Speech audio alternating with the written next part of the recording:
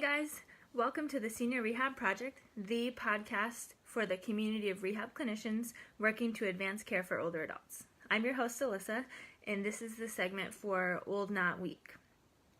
This episode today is sponsored by the Academy of Geriatric Physical Therapy, who works hard to provide us Geri PTs with high-quality content to help us advance our practice. This year's Combined Sections meeting is a great example of that.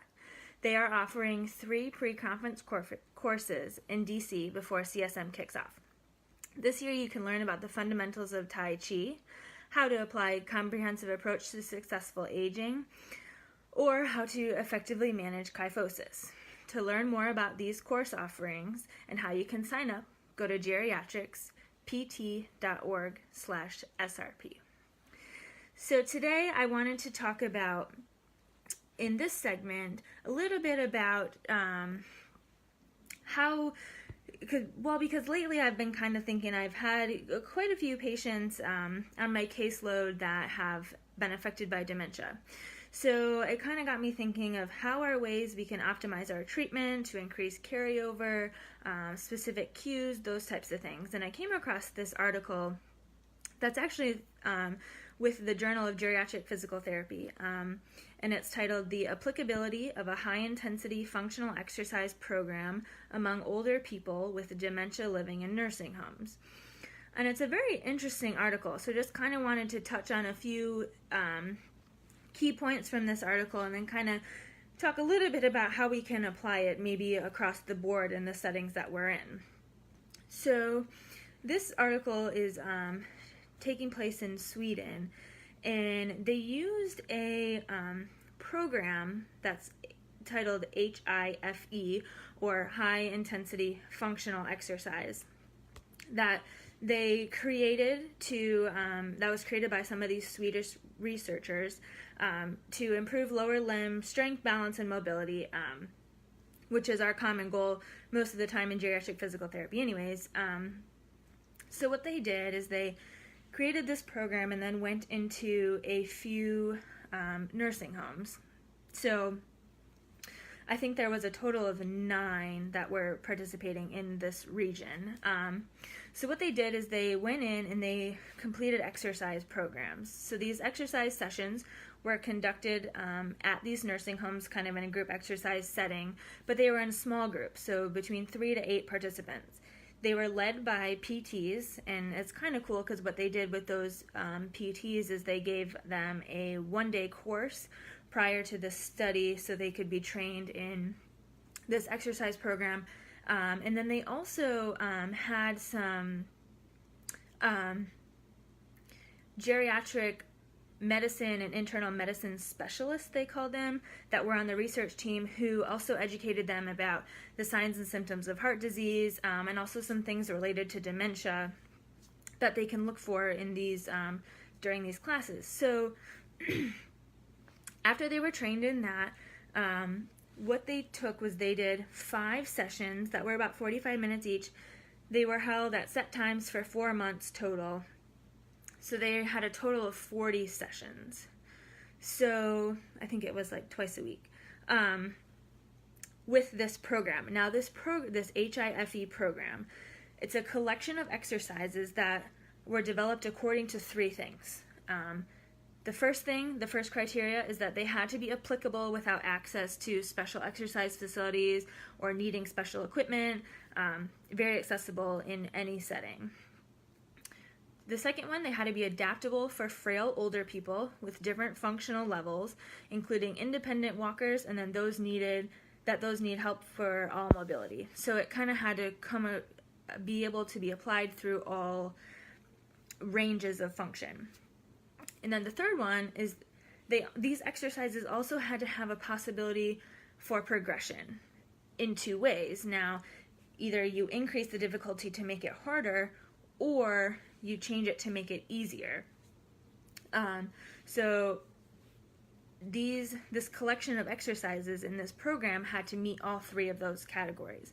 So this program is comprised of 39 exercises, and I kind of had trouble finding the entire exercise protocol. In this article, though, they do give a summary of some of them. So if anybody is able to find that, you can let me know.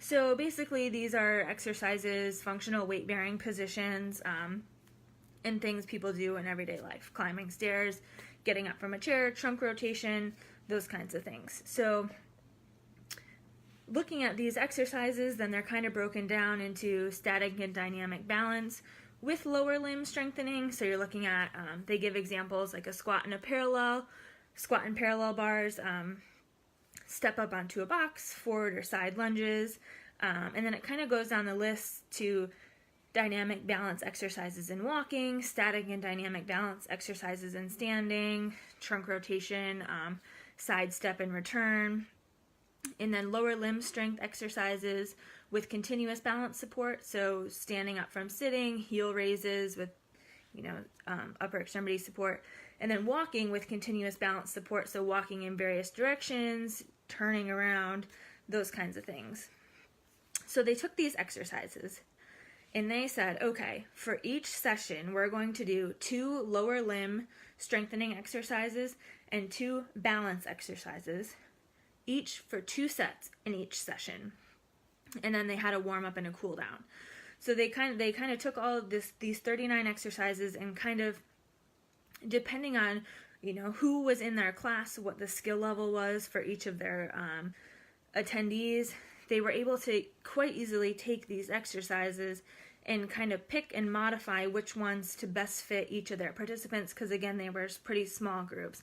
Now again, these patients were all patients that had dementia, and it was qualified by the mini mental exam. So they had a score, I think it couldn't be below a 10, but it had to be below a 17 or something along those lines. The details are in the article, but they had to be cognitively impaired, and it was moderately to severely cognitively impaired. So they took these exercises then and said, okay, we need to meet a high intensity. So the intensity was all self-paced. So they were encouraged by the PTs to kind of exercise at a high intensity and progressively increase the load. Now they had weights.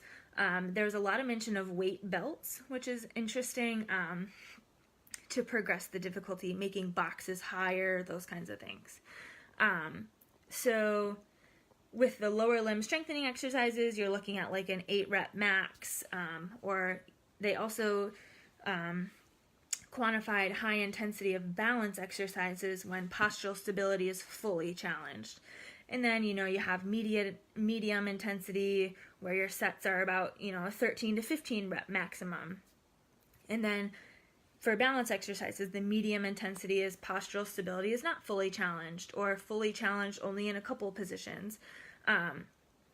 So everything was very easily scaled, depending on who was in the class. And then they were always encouraged to do the higher intensity, but then they kind of backed down depending on, like I said, who was in the class. So they looked at a couple things. They looked at attendance rates. They looked at, were people able to actually achieve these higher intensities? Because sometimes, unfortunately, people think, people with dementia, really, what can we do? Are they able to kind of conceptualize this higher intensity concept? And then they looked at also, let me see here, they also looked at adverse events, kind of things that happen during the exercise protocol to kind of see, is it safe, is it feasible, those types of things. And actually what they found was that the attendance rates were high, and this again was compared to it was a randomized controlled trial, so it was compared to people that didn't have cognitive impairments, that were just in the nursing home and were cognitively intact for the most part. So they did have a control to compare it to, and they did find that attendance rates were pretty similar between the two. They didn't really have any significant differences as far as that goes. They also found that the ability to achieve higher intensity didn't have, weren't that different either. And also adverse events and were also similar. So they didn't really find any significant differences between the control group and the group that had dementia. So they were able to achieve, for the most part, high intensity in both the lower extremity strength and balance. Now, looking at these conclusions,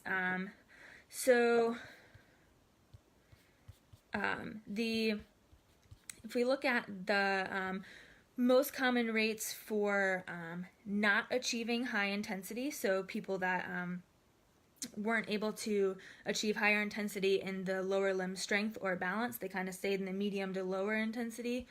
The main reasons were pain, that was the biggest one, and then lack of motivation, and then fatigue were the main ones. So, you know, which are all things that we kind of deal with on the regular and kind of see in most of our patients, especially those with dementia. So looking at those, you know, if we can kind of begin to kind of address those and kind of address those right out of the gate, we might have a little bit more success with those. Now, it was kind of interesting because so the rates for high intensity were high for the balance exercises, but they were only moderate for the strength exercises in the patients that had cognitive deficits. So the most common reason for not achieving high intensity in the lower limb strength exercises was pain, which was nearly 3 times more frequent as compared to these balance exercises. So that people had more pain with strength exercises than they did balance, which kind of typically makes sense because, you know, you're dealing with higher loads, the high prevalence of this pain, osteoarthritis and osteoporosis might indicate difficulties in those higher loads. So that was kind of interesting, but they did find that although most participants had severe cognitive or physical impairments, so some people needed assistance with walking and assistance in ADLs, they were very dependent on caregivers, there was a high rate of attendance. Now, this also to note, for the attendance, they had people going to the participants' rooms, giving them reminders, encouraging participation, and helping transfer them to the actual location. So they put a lot of effort into getting these patients to this exercise class. So, which I realize is hard in some situations when, you know, you have a lot of people or you're low on staff, you don't have, you know, unfortunately the time to, you know, transport each participant to the exercise session. But if you're able to, you know, maybe help with just a few sessions and then they kind of start to either catch on or they get more motivated because they know how good they feel afterwards and then they start coming, or you can coordinate with the care staff, the aides, those types of things to see if people can help actually get these patients there to help with that attendance rate. And there was a relatively high achieved intensity in these exercises. So, you know, they were able to actually conceptualize these and they were able to, you know, kind of at least reach that moderate intensity. And then there were only 2 serious adverse events. Now, for these adverse events, they described them as, let me pull that up quickly. I believe they were, dizziness was a big one, fatigue was a big one, they had some, so musculoskeletal pain, psychological, whether it was anxiety, restlessness, anger, dizziness, and then cardiorespiratory, where just you had shortness of breath or chest pain. So they did have 2 adverse events. That one of them was chest pain, and the other one was, I believe, fatigue. But it's in here. I can't remember what exactly the second one was, but it's in the article if you want to check it out. But so basically what they kind of concluded was that people with severe cognitive or physical impairments can be offered these programs of higher intensity exercises if they're kept in small groups. I think the small group was also a key to help kind of with direction and those types of things. The exercise program that was used in the study, the high intensity functional exercise program, can be easily implemented due to these well-described exercises and the fact that you can select exercises based upon how people are functioning, and it's kind of more of a standardized approach.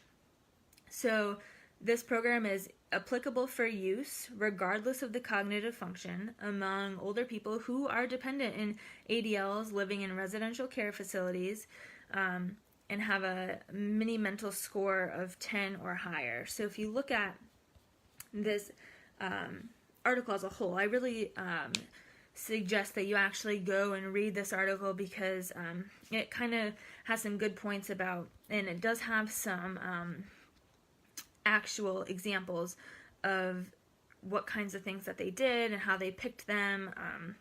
Looking at those intensity markers can kind of help if you're trying to establish an exercise program for people with dementia, because a lot of times I think people, think they have dementia. What can we really do for them? Can they actually improve? Carryover is pretty limited most of the time, but so are we actually making a difference? And the answer is yes. Now, this study didn't look at, if they actually got better in strength and got better in balance, but if we can actually get these people, to come to an exercise class, you get the, you can help with the depression that we typically see in dementia. You can help with maybe some of the psychological things that we typically see with dementia. A big part, though, is pushing for that adherence. So if you're able to, begin an exercise program in a nursing facility or residential care facility, it's definitely feasible to do a memory care class. There just has to be a few other variables and a lot more direction. So it has to be, a little bit more one-on-one or very small groups, but it is a feasible thing to do. So it's definitely worth a shot. And I think it's actually, this gives very good, kind of ways to structure the class. So people who kind of wanted to maybe, like I manage a assisted living facility right now, and as the PT, so, kind of thinking about bringing some of these ideas in there to kind of help improve, the memory care and the mood and the, participation of some of these patients, because most of the patients, barely even leave their rooms sometimes. So this is a really good article to check out, kind of get the gears turning a little bit of how you can actually implement this. And, even you can take these principles into treatment sessions and, kind of structure your treatment session as, kind of a one-on-one training session. So again, the article is titled "The Applicability of High-Intensity Functional Exercise Program Among Older People with Dementia Living in Nursing Homes," and I will attach that into the Senior Rehab Project group. But thanks so much for hanging out with me, guys, on a Sunday. Have a good week, and I'll see you next month.